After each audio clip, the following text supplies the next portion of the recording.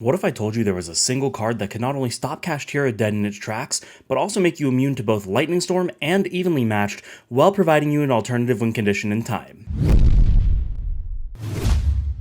What's going on, guys? Super Insane 18 here, and I have not been able to bring you too much content lately because I am furiously testing for the 250th YCS in Los Angeles this upcoming weekend, and in testing, this is a card that I came across thanks to a friend of mine recommending it, and I thought it was so good that it was worth bringing it to you guys, and what I said in the intro is absolutely true. You are able to stop Kashtira from being able to play easily, makes yourself immune to both Lightning Storm and Evenly Matched, and also can potentially provide an alternate win con in time, and that card is going to be Ojama Trio. Now, Ojama Trio is a relatively interesting card, and I'm going to be honest, I kind of laughed at my friend when he suggested it, but throughout testing, if you are playing a trap deck, I think that this card should absolutely 100% without a doubt be in your side deck for when you are going first. Ojama Trio's effect reads as such. Special summon 3 Ojama tokens, Beast type, Light, level 2, attack 0, defense 1000, to your opponent's field in defense position. They cannot be tributed for a tribute summon, and each time one is destroyed, its controller takes 300 damage. Now, the utility of giving your opponent face-up tokens as soon as their turn starts can provide a lot of utility, and we're going to go down that list that I mentioned earlier to show you guys how. So, in a world where your opponent is playing something like Kashtira, if you just shotgun this in their draw or standby phase, that gives them 3 face-up monsters, meaning none of the Kashtira monsters can actually special summon. And since the effect of Ojama Trio says that they're not able to be tributed for a tribute summon, they can't just tribute summon it as well. So in doing so, the only way that they're able to play is to have a copy of Birth plus a name that they want to normal summon, and the best names to normal summon would be Fenrir or Unicorn, because the other names don't really do too much. But if you are playing a trap deck, which is where you would be playing this card in, then you have a lot of other options that you can use to answer that normal summon, such as if you're playing something like Traptrix, you might have like a Floodgate Trap Hole to put it face down, or if you're playing something like Labrynth, you might have a Compulse or a Dogmatic Punishment, you know, something to just kind of get that threat off of the field before they use its effect. And the added bonus is because they had to use Birth in order to normal summon that, that's pretty much going to end their turn, because now they're not able to just freely special any of their Kashtiras, and their normal has already been wasted. Now, moving on to the next item on our list is going to be Lightning Storm, and it's pretty much the same concept. If you're afraid that your opponent is going to Lightning Storm you before they enter their main phase, so whether it be their draw or their standby,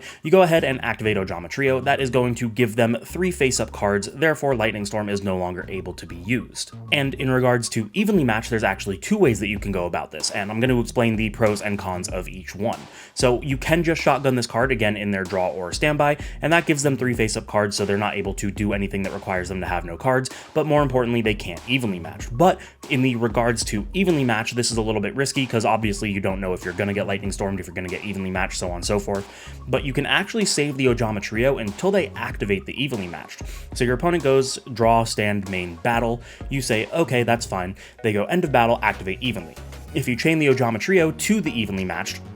that will give them 3 face-up tokens, and therefore now the number of cards they control is 4, meaning that you get to keep 4 of your cards. And yes, you might still be losing some cards, but at the end of the day, you got to keep 4 of your cards, and then they also lost their evenly, and that's the biggest upside to holding it, because if you just blind shotgun it, yeah, they can't evenly match you, but it's still in their hand for later on in the game, because if you are playing a trap-based deck, you're probably not going to OTK your opponent, and so that evenly could potentially come up later. By holding it and making them waste the evenly matched, you know that they no longer have it, and you still got to keep your cards. Especially if you're playing something like Traptrix and you have a Sarah on board, you're just going to end up with more cards than you had at the beginning of that evenly match, because the Sarah will be able to activate, which is going to then summon a Traptrix. When the Traptrix activates, it's going to then let Sarah go ahead and set another trap, so you're pretty much gaining advantage off of their evenly matched just because you chained a card like Ojama Trio. But let's take a look at the last bit of Ojama Trio that says when one is destroyed, the controller takes 300 damage. That can potentially provide you a really easy win condition in time. Having 1000 defense, the Ojama Trio tokens aren't really all that beefy, and if you are playing a trap-based deck, sometimes it can be very hard to get damage on the board. So in a grind game when you're going into time, you could just swing over one of these tokens and deal a very minuscule amount to your opponent, and that could be enough to seal the game. And while those are the 4 main selling points that I see for Ojama Trio, there are so many other use cases for this card. Let me tell you guys a situation that happened to me at locals while testing. I was playing Traptrix and I was going into a Runic Sky Striker deck, and I was able to just flat out win the game, because as soon as he started his turn, I gave him 3 tokens that he wasn't able to link away because he just didn't have the materials in his extra deck to link away, and that turned off all of his Sky Striker cards, because now he has monsters in his main monster zone, which is the prerequisite for being able able to activate your Sky Striker cards. You need to have no main monsters, and so that just kind of shut down his whole engine. He was able to get rid of 2 of the tokens by link climbing up, but that was as high as he was able to go before he just ran out of the materials in his extra deck and needed to out the